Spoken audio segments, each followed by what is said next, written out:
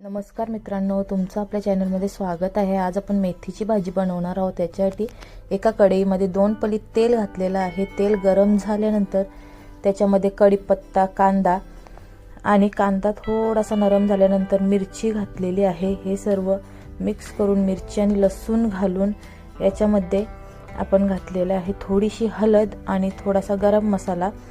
हे दोन्ही व्यवस्थित मिक्स करून याच्यामध्ये घालायची आहे आपली बारीक कापलेली मेथी आणि ही सर्व मिक्स करायची आहे। हिला 5 मिनिटं अशी शिजून द्यायची आहे। त्याच्यानंतर टोमॅटो घालून ते देखील व्यवस्थित शिजवून घ्यायचं आहे। नंतर त्याच्यावर मीठ आणि शेंगदाण्याचं कूट घालून व्यवस्थित अशी मिक्स करून 5 मिनिटं हिला अशीच हाय फ्लेमवरती शिजवून घ्यायची आहे। व्यवस्थित अशी हाय फ्लेमवरती शेंगदाण्याचा कूट मिक्स करायचा आहे। फ्लेम कमी ठेवायची नाही आहे। त्याच्यानंतर 5 मिनिटानंतर तयार आहे आपली मेथीची भाजी।